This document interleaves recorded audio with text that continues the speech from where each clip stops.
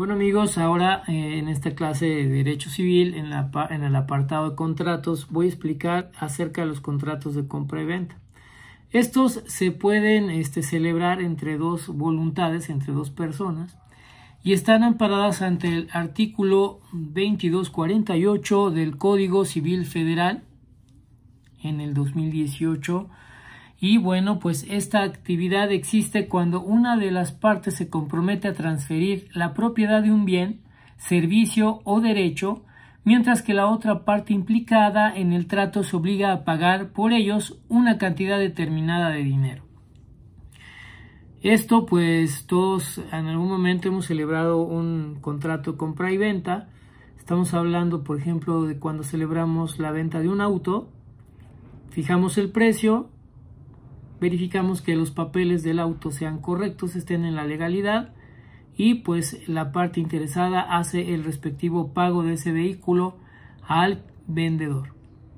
De esta manera estamos celebrando un contrato de compra y venta. Así bien también la venta de una casa, la venta de algún aparato electrónico o algo que tenga valor o que le estemos cediendo algún tipo de derecho a la persona interesada en la compra. Bueno, vamos a hablar ahora de los contratos que se denominan como mutuo. Y este término pues hace referencia al intercambio de acciones que tienen dos o más personas que están integrados al artículo 2384 del Código Civil Federal del 2018. Y dice que de acuerdo a este se da cuando una persona llamada mutuante transfiere dinero o objetos a otra persona llamada mutuatario, quien a su vez lo recibe y se obliga a devolver una cantidad equivalente en especie y calidad adquirida en un principio. Ahora hablemos de este contrato que se le denomina como contrato mutuo.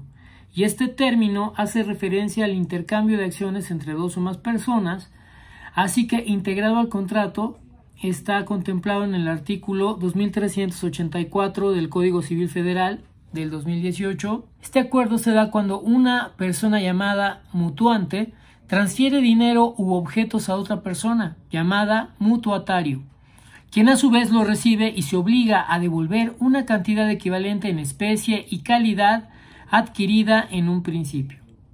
De esta manera se puede afirmar que el objeto de este tipo de acuerdos pueden comprender dinero o cosas materiales. Es importante recalcar que es necesario estipular un plazo definido para que esta devolución se efectúe por parte del mutuario, quien, como se menciona anteriormente, es el que recibe el dinero u objeto en la primera instancia. Bueno, para que se celebre este tipo de contratos tienen que tener las siguientes características. Es un contrato que se transfiere la propiedad u objeto a la otra persona o a la parte implicada. Número 2. Es un contrato bilateral, ya que ambas partes tienen derechos y obligaciones que deben de cumplir. Y número 3, es gratuito, cuando el que recibe el objeto en primera instancia no es obligado a brindar una contraprestación, mientras que será oneroso cuando se fije un interés que la persona a quien se le entregó el objeto o la cantidad, en este caso cantidad monetaria, deba pagar a cambio. Sin embargo, debemos de aclarar que en la mayoría de los casos el contrato mutuo, ya sea simple o con interés, resulta oneroso porque obliga al mutuatario, o sea, a quien recibe el objeto, a devolver la misma cantidad de dinero o la misma cantidad y calidad de cosas al llegar su vencimiento. Bueno, ahora hablemos de otro tipo de contrato, el contrato de arrendamiento. Este tipo de contrato está comprendido en el artículo 2398 del Código Civil Federal del 2018 y pues nos dice que se crea cuando las dos partes contratantes se obligan a recíprocamente de tal manera que una de ellas conceda el uso temporal de una cosa y la otra entrega a cambio una cantidad monetaria. Bueno, pues esto lo vivimos día a día cuando rentamos una oficina, rentamos una casa, rentamos un coche. Y bueno, cabe señalar que el contrato de arrendamiento tiene un plazo límite, entonces tienen una vigencia. Además de estas características del contrato de arrendamiento son que este es principal, lo que significa que no depende de otro para existir, es bilateral, que significa que se efectúa entre dos o más partes. Debe firmarse por escrito y es de tracto sucesivo, ya que se prolonga por meses o años de acuerdo con lo estipulado ante la ley, y además puede ser de carácter civil cuando ocurre de una manera ocasional o mercantil, cuando quien lo efectúa lo lleva a cabo de forma habitual con la finalidad de generar ganancias, y asimismo será administrativo si lo que se renta son bienes inmuebles del Estado. Principales obligaciones de las partes. Las principales obligaciones del arrendador son las siguientes: entregar la cosa arrendada a favor del arrendatario.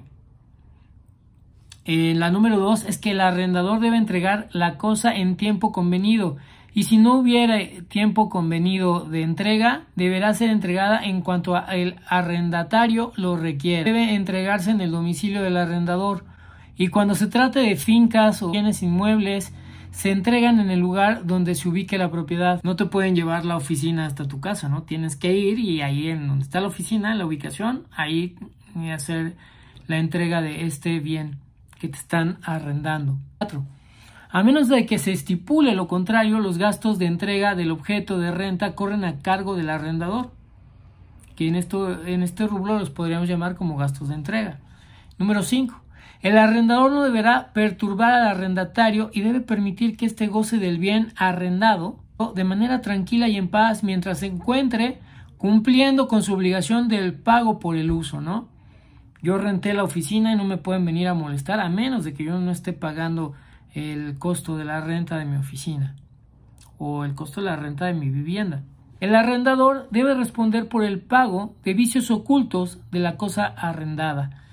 Oye, ¿qué crees? Se está filtrando el agua, tengo una gotera, no sirven las llaves del lavabo. Bueno, pues ahí si tú haces el pago de ese servicio, puedes negociar que te den en especie, en dinero, ese gasto que tuviste para hacerle esa mejora a la casa, o en su defecto solicitar que el arrendatario venga y repare esos vicios ocultos que no estaban previstos en el contrato. Bueno, ya vimos las partes que corresponden al arrendador. Ahora, ¿qué obligaciones corresponden al arrendatario? Pues primero que nada, pagar en tiempo y forma la renta convenida con el contrato de arrendamiento. La renta debe de pagarse en el lugar convenido, y si no se ha convenido alguno, se efectuará en el sitio donde se ubica la propiedad. Ahí podemos tener acuerdos: oye, yo te transfiero, ven por la renta, o como tú lo hayas convenido en este contrato de arrendamiento. Debe responder el que está arrendando, el que está rentando, debe responder a los daños ocasionados el objeto que fue entregado del bien inmueble, y debe responder si se rompió un vidrio, si se desoldó una puerta por mal uso de la puerta. Debe dar a conocer al arrendador todas las reparaciones que es necesario efectuar al objeto arrendado. Oye, ¿qué crees? Aquí encontré un poco de moho, aquí hay humedad, vamos a tener que reparar la pared, y pues te quiero informar y te estoy mandando evidencias de que estas reparaciones se tienen que realizar de forma urgente. También otra obligación del que está rentando, del arrendatario, es reparar los deterioros causados por el uso del objeto que le fue entregado. Si por ejemplo tienes niños pequeños y mancharon las paredes de las habitaciones, a la hora de que entregamos ese bien inmueble, esas habitaciones tendrán que ser pintadas y entregadas como el arrendador nos las proporcionó. Cosas a las que está obligado el arrendatario es que no deberá utilizar el objeto de otras maneras, como por ejemplo el subarrendamiento, salvo que se encuentre estipulada en el contrato de arrendamiento. O sea, no puedes rentar y subarrendar. O sea, yo rento esta oficina y digo, voy a rentar otros 2 habitaciones que tengo aquí en mi oficina para otros 2 profesionales y hacerles un contrato de arrendamiento. A menos de que yo le diga a mi casero o a mi arrendador que voy a rentar toda la oficina, pero que a su vez yo voy a rentar los cubículos para poder sostener la renta de este espacio. Otra de las cosas es que debe informar de toda perturbación a la posesión. ¿Qué pasa con esto? ¿Qué es la perturbación a la posesión? Pues en derecho es la alteración del orden que surge cuando la paz y el derecho a gozar tranquilamente del bien arrendado es interrumpida. El arrendatario también es responsable en caso de incendio, siempre y cuando lo determine la ley. siempre y cuando se vea que no fue una situación por alguna mala instalación en el gas, o se determinen los hechos o los actos para determinar quién es el responsable del incendio. Bueno, una vez que finalizó el proceso de arrendamiento, que ya terminó el tiempo en el que se estipuló en el contrato la renta, el arrendatario tiene la obligación de regresar y de realizar nuevamente la entrega del objeto al arrendatario por el cual se celebró este contrato, para que finalice el plazo, de este contrato.